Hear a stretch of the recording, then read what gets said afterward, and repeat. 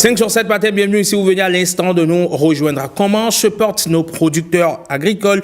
Sont-ils épanouis et quelles difficultés rencontrent-ils? Eh bien, autant de préoccupations qui ont poussé la Chambre nationale d'agriculture à entreprendre une tournée. Que retenir de cette descente sur le terrain auprès de ceux-là qui tiennent entre leurs mains l'estomac des Béninois? Pour en parler, j'ai le plaisir de recevoir sur ce plateau Herman Imaldita. Il est le président de la Chambre nationale d'agriculture du Bénin. Bonjour et bienvenue. Bonjour. Comment allez-vous? Bien. Un plaisir de vous recevoir sur 5 sur 7 matin. Merci. Vous êtes sur ce plateau avec votre premier conseiller, Aruna Lawani. Bonjour et bienvenue. Bonjour. Comment allez-vous? Oui, très bien, monsieur C'est un plaisir de vous recevoir sur 5 sur 7 matin. Pour évidemment partager avec vous ce moment qu'on veut convivial, fraternel, pour évoquer les préoccupations de ces personnes-là qui nous donnent à manger. Donc, quand on veut parler de la personne qui vous donne à manger, vous parlez avec beaucoup de déférence. Parce que s'il refuse de libérer, comme on le dit, la nourriture, on sera tous affamés dans le pays, n'est-ce pas? Bien sûr. Et dans quel état d'esprit, justement, Président, vous les avez rencontrés sur le terrain? Est-ce qu'ils sont heureux, épanouis? Très épanouis, très heureux. Très heureux parce que ça a été une occasion pour eux de s'exprimer, de nous dire comment est-ce qu'ils pensent, comment est-ce qu'ils vivent, qu'est-ce qu'ils ont comme problème. Alors, c'était quoi l'objectif justement de cette tournée? Vous avez entrepris cette tournée-là, c'était du 11 au 22 décembre dernier.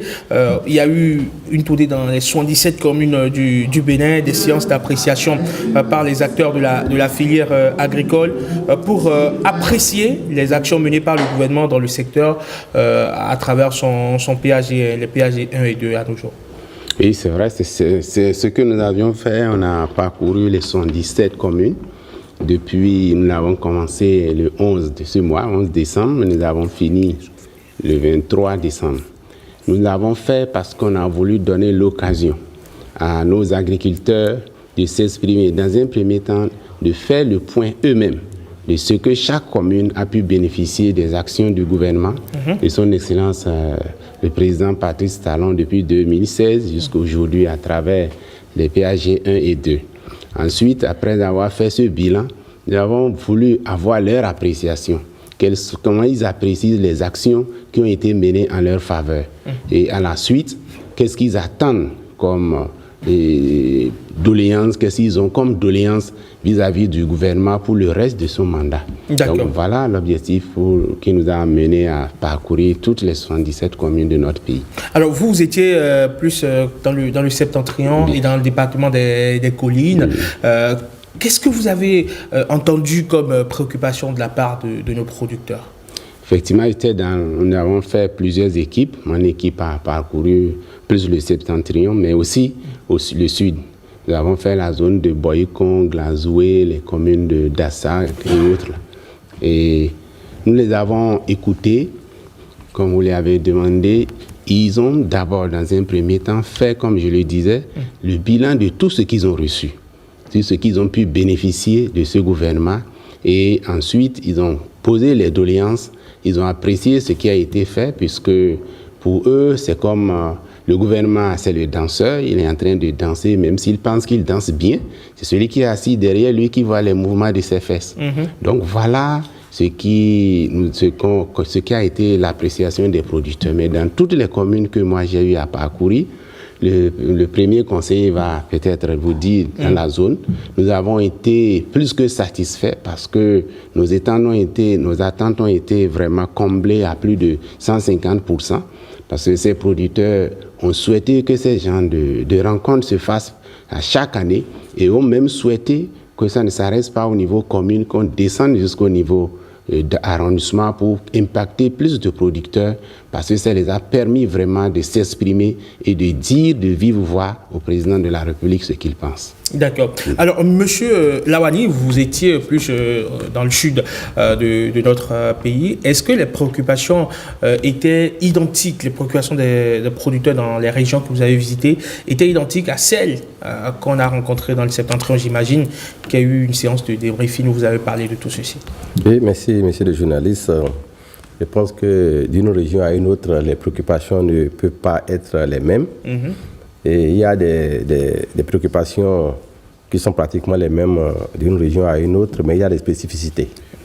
Et ces spécificités-là sont liées d'abord aux filières, Parce que vous savez, quand vous êtes au nord, par exemple, vous parlez plus de noix de cajou, du soja, du coton. Mais quand vous venez plus au sud, bon, vous êtes dans des filières comme la pisciculture, le maraîchage. Et c'est ça qui fait peut-être un peu de décalage entre les besoins. Mais de façon grosso modo, l'exercice a été pour nous un exercice qu'on devrait déjà faire les années précédentes. Parce que de façon concrète, il faut reconnaître que c'est un exercice de redevabilité des producteurs par les producteurs et pour les producteurs. Quand vous rentrez dans la salle, il n'y avait pas de politiciens, il n'y a que des agriculteurs. Et il y avait plus de facilité de s'exprimer, de dire effectivement leur ressenti par rapport à tout ce qui est réalisé au cours de PAG1, de PAG2. Il y avait un langage de vérité. Il y avait vraiment un langage de vérité. Et puis ça étonnait même tout le monde, quoi. Les gens parlaient avec une aisance déconcertante. Il n'y avait pas de peur. C'était à bâton rompu. C'était à bâton rompu. Les femmes parlaient, j'étais vraiment impressionné. Puis ce que nous-mêmes on ne savait pas avant, c'est au cours de ces rencontres-là qu'on a appris beaucoup de choses. Et tout ça, c'est dans un document que nous allons compiler à travers les passages dans les 77 communes, le dit document qui sera présenté naturellement au chef de l'État le moment venu par l'entremise du président de la Chambre d'agriculture qui est avec nous ici. Justement, et durant votre périple, quelles sont les préoccupations qui sont revenues à plusieurs reprises? Les préoccupations qui sont revenues à plusieurs reprises, c'est d'abord, reconnaître ce que le gouvernement a fait, que c'est jamais vu, mais il y a des besoins qui sont exprimés. Les besoins anciens et encore de nouveaux besoins. En termes de besoins anciens, c'est qu'ils souhaiteraient qu'on parle de la mécanisation, par exemple, qu'on puisse augmenter le nombre de tracteurs. Il y a, je me rappelle comme hier, j'étais dans une commune où on m'a dit que dans toute la commune, il n'y a que 5 tracteurs.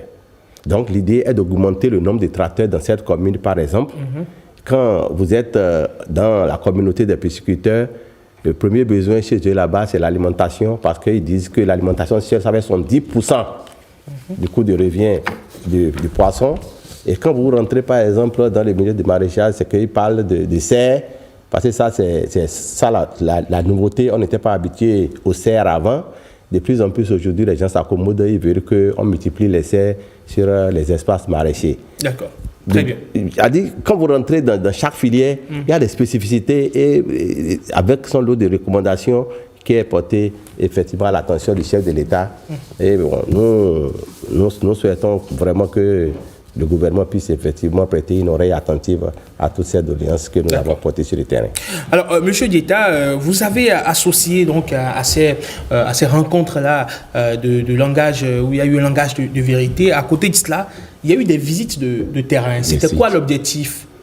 Bon, quand nous avions à chaque niveau, les producteurs ont d'abord remercié sincèrement le gouvernement qui est en place, à travers la facilité que ce gouvernement les a offert à l'accès d'abord du financement pour leurs activités.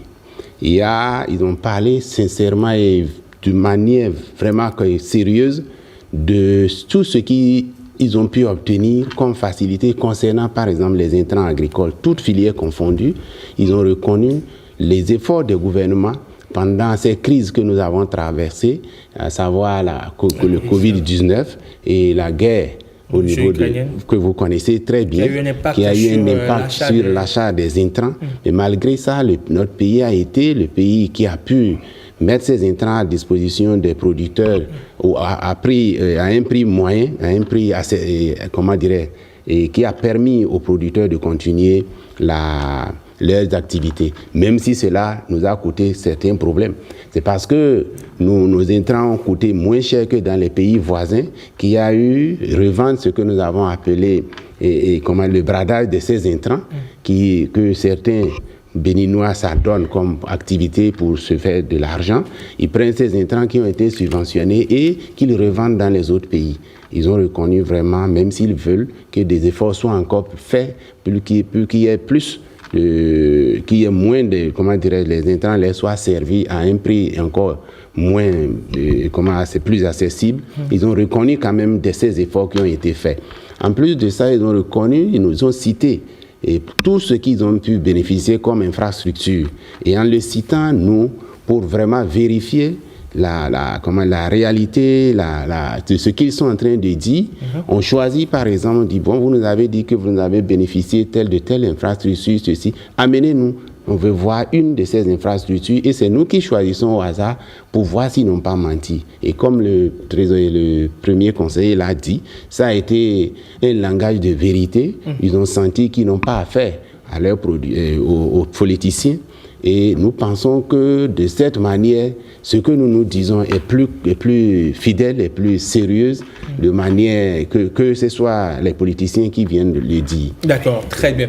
Alors, Monsieur Lawani, il y a une rencontre qui est prévue avec le chef de l'État, c'est bien cela. Comment est-ce que cela va se passer? Est-ce que vous avez dit à une date? Non, par rapport à cette rencontre avec le chef de l'État, nous n'avons pas encore une date. Mais ce qui est essentiel de reconnaître, c'est que notre passage sur le terrain, à travers les 77 communes, cet exercice-là nous permet effectivement d'évaluer tout ce qui est écrit dans le PAG1, PAG2 volet agriculture. Et point par point, sur le terrain, je pense que ce travail-là a été fait. Au décours de tout ce que nous avons pu recueillir au niveau des 77 communes, ce qui revient à l'esprit, c'est que les flux ont tenu les promesses des fleurs. C'est-à-dire ce qui a été écrit dans les documents de PAG1 et PAG2 volet agriculture, nous avons constaté que l'essentiel de ce qui a été écrit dans ces documents-là a été fait par le gouvernement. D'accord. Quoique, il y ait quelques réglages à faire par rapport au nombre. D'accord. Alors, Président, lors de votre tournée, il y a eu également cette question qui est revenue, la question notamment du soja, des préoccupations liées au soja. Beaucoup de polémiques, bien évidemment, sont soulevées dans l'opinion. Qu'est-ce qu'il en est véritablement et qu'est-ce que vous avez dit aux producteurs? Avant de vous répondre, je voudrais revenir un peu compléter ce que le premier conseiller a dit par rapport à la rencontre avec le chef de l'État. Pourquoi nous avons voulu une rencontre avec le chef de l'État? Les producteurs ont souvent tendance à croire que quand les gens viennent les rencontrer, quand ils parlent, le compte rendu n'est pas fait. Il n'est pas fait ou il n'est pas fidèle. Alors nous avons promis rencontrer le chef de l'État et à cette rencontre, nous pensons inviter au moins 20 personnes par commune. Et parmi les 20 personnes, il doit y avoir les représentants de toutes les filières et ceux-là seront témoins du compte rendu qu'on ferait au président de la République et pour savoir si nous avons été fidèles de ce qui a été dit. Là, on a dit que le gouvernement a une note de très bien. Nous ne dirons pas que c'est bien. Là, ils ont dit que la note est passable. On ne va pas dire que c'est très bien. Et à la fin, le président de la République va leur répondre devant eux et ils vont rentrer satisfaits. Et ce n'est plus nous, au président de la Chambre et son équipe, de retourner leur dire, le président de la République a dit, ils auraient entendu de vive voix du président. Donc, ça là, nous n'avons pas encore fixé une date parce que nous sommes en train de solliciter que le président de la République nous reçoive, pas dans un petit bureau, puisque nous pensons réunir au moins 2000 personnes et producteurs de toutes les 77 communes pour qu'ils entendent comment nous avons transmis leurs doléances, comment on a transmis leur appréciation, les notes qu'ils ont données, qui sont pour la plupart, je dirais, des notes de satisfaction et leurs réponses leur seront données directement. D'accord. Et justement, qu'en est-il des préoccupations liées au soja qui sont revenues? Par rapport à la préoccupation du soja, vous n'êtes pas sans savoir que la Chambre nationale a accompagné 2 filières phares que sont le soja et le cajou, à se restructurer et aller jusqu'à l'interprofession. L'interprofession parce qu'aujourd'hui, beaucoup de filières sont en train d'envier la filière coton. Ils ne comprennent pas pourquoi. Ils sont tous producteurs et c'est la filière coton seule qui bénéficie de certains appuis de l'État. Pourquoi pas le soja, pourquoi pas le riz, pourquoi pas le cajou. Donc, ils ont bien compris que pour bénéficier de ces appuis de l'État, il faut s'organiser. Il faut aller à l'interprofession afin qu'ils puissent avoir un accord cadre qui soit signé entre eux et le gouvernement et pouvoir bénéficier de ce que bénéficie la filière coton qui, par elle, draine les autres. Mais chaque filière veut être aujourd'hui, qui est la filière locomotive, chaque filière importante veut être indépendante. Elle n'est plus avoir besoin de la filière coton pour fonctionner. Donc voilà ce qui a amené ces 2 filières à aller à cette organisation. Et aujourd'hui, quand on est organisé, on est en interprofession, Cela veut dire également que l'État n'a plus sa main à mettre dans la gestion de cette filière de manière directe. Je donne l'exemple de la fixation des prix. L'État n'a plus rien à voir. C'est l'interprofession qui fixe le prix. Et l'interprofession, aujourd'hui, est composée des acteurs qui prennent les risques dans cette filière. En ce qui concerne le soja, il y a les transformateurs d'un côté, les producteurs d'un côté. Ce sont les deux principaux acteurs qui ont composé l'interprofession. Les autres acteurs sont des partenaires. D'accord. Donc, en le faisant, ils ont fixé cette année le prix du soja et qui est à 275 francs qui reviennent aux producteurs. Et ils ont pris, les transformateurs ont accepté donner 1 franc en plus, donc ça fait 280. Les 5 francs, c'est réservé pour les fonctions critiques. À quoi servent les fonctions critiques? C'est le fonctionnement de l'interprofession, c'est le regard de certains problèmes que nous avons eus au cours de notre tournée comme doléance, à savoir la construction des magasins, le recrutement des agents d'encadrement. Donc c'est l'interprofession qui fera tout. Maintenant, les réactions que nous avons eues, c'est de bonne guerre, parce que dans cette filière, il n'y avait pas que les transformateurs et les producteurs. Il y avait par exemple les commerçants. Mais quand vous réfléchissez, quand vous faites des analyses, il y a ces commerçants gagnent sur la filière plus que les producteurs, plus que les transformateurs. Ce qui n'est pas normal. Ce n'est pas normal. Mais le producteur cherche à savoir, à connaître, à avoir aussi plus de gains de son produit que quelqu'un qui vient l'acheter. Donc voilà. Aujourd'hui, tel que composée l'interprofession, ces transformateurs, ces acheteurs n'auront plus à acheter ou à gagner comme ils le veulent. Mais ce que je vais ajouter, pour finir, oui. Il y a un phénomène qui se passe, qui est comment certains de ces transformateurs agissent. Ils financent la production.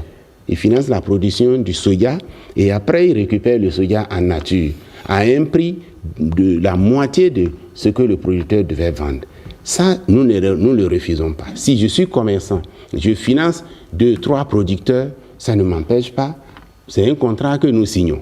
À la fin, je récupère ce que je devais récupérer. Mais ce que j'ai récupéré, je le vends dans le système qui est mis en place. Je ne suis pas autorisé à prendre ça parce que j'ai financé la production d'un producteur, prendre ce produit pour amener à l'extérieur. Non, vous le vendez dans le système. D'accord, voilà qui est bien clair. Alors, M. Lawani, rapidement, qu'est-ce que vous avez envie d'ajouter pour clore cet entretien, ces échanges assez instructifs quand même? Non, au fait, quand on parle de la filière soja, vous savez, il y a un tollé qui ne dit pas son nom. Et puis, on dit que l'État ne veut pas que les producteurs qui ont produit... Que l'État a mis main basse sur la production, sur l'entièreté de la production, et que l'État achète la production à un coût fondamentalement réduit. Non, je pense qu'il y a une mauvaise volonté quand même, qui ne dit pas son nom, qui est cachée dans cette affaire. Comme vient de le dire le président, on ne peut pas créer une interprofession avec des acteurs qui ne travaillent pas à l'éclosion de l'interprofession et aussi surtout à l'augmentation de la productivité. D'accord. Quand vous ne travaillez pas dans quelque chose, ne cherchez pas à gagner dedans. Et c'est ce qui s'est passé au niveau de la filière soja et anacarde. Les commerçants, les transporteurs, quels sont les risques que cela porte dedans? Les deux porteurs de risques dans l'interprofession soja et anacarde, ce sont les producteurs et les transformateurs. C'est pourquoi le chef de l'État a été clair. Dites-nous ceux-là qui portent des risques. S'il porte des risques là-dedans, mais s'il ne porte pas des risques et qu'il est venu comme profiteur, il vaut mieux qu'on les mette de côté parce que ceux-là, ils sont dans les services. Et c'est de ces services-là qu'ils vivent. Si l'interprofession, si la filière ne marche pas un jour, ils iront ailleurs. Mais les autres ne pourront pas aller ailleurs parce que eux, leur vie est liée à cette filière-là. Ça, là, je veux vraiment compléter ça, ce que le président vient de dire. Pour dire que tout ce qui est en train de se dire aujourd'hui, c'est vrai qu'il y a un passé récent, il y a des dispositions qui étaient prises. Bon, grosso modo comme ça. Mais il y a de cela 1 mois, 2 mois, les choses ont changé complètement. D'accord. Il y a eu des réformes qui facilitent les choses maintenant. Les fiches par-ci, les fiches par-là. Il n'y a même plus ça. Il faut s'approcher des acteurs pour comprendre ce qui se fait. Quand vous ne vous approchez pas, vous allez dire des choses que vous-même, vous ne pourrez pas justifier. Je souhaiterais que les producteurs, de toutes les manières, les producteurs savent. Si vous voyez les gens qui parlent là, naturellement, ne sont pas des producteurs. Ils côtoient peut-être les producteurs. Mais les vrais producteurs savent aujourd'hui que ce que le gouvernement est en train de faire est ce qui est bien pour eux. D'accord. Et c'est ce qui est bien pour le pays. D'accord, très bien. Président, qu'est-ce que vous avez envie de dire pour clore ces échanges? Oui, c'est par rapport au prix dont vous avez parlé. Renseignez-vous dans la sous-région. Notre soya sortait vers le Nigeria et vers le Togo. Aujourd'hui, le prix au Togo, c'est combien? Vers le Nigeria, c'est combien? Le prix au Togo, c'est 250 le kilogramme. Au Niger, si vous convertissez, ça fait 240. Au Nigeria, oui. Au Nigeria, pardon. Mais aujourd'hui, qu'on nous dise qu'on peut acheter le kilogramme à 400 ici et aller le vendre au Nigeria à 240, je ne crois pas. Donc, renseignez-vous, vous allez voir que nous avons le meilleur prix cette année et les producteurs, je vous dis que nous venons des communes, ils sont satisfaits. Mais ce qui se dit, ce ne sont pas, comme il a dit, les vrais producteurs. D'accord. Voilà. Très bien. Merci beaucoup à vous, Herman Imal Dieta, président de la Chambre nationale d'agriculture du Bénin, et Aruna Lawani, premier conseiller du juge président. Merci d'être passé sur 5 sur 7 matin, nous éclairer davantage sur cette tournée que vous avez entreprise. C'était donc du 11 au 22 décembre dernier dans toutes les 77 communes du Bénin. Vous passez une excellente journée du lundi et à très bientôt. Merci. 5 sur 7 matin, il est l'heure à présent de recevoir par ici la directrice générale des affaires sociales du ministère des Affaires sociales et de la microfinance, avec elle on parle de la protection de l'enfance. Derrière, il y a le forum de discussion sur évidemment les fêtes de fin d'année. À tout de suite.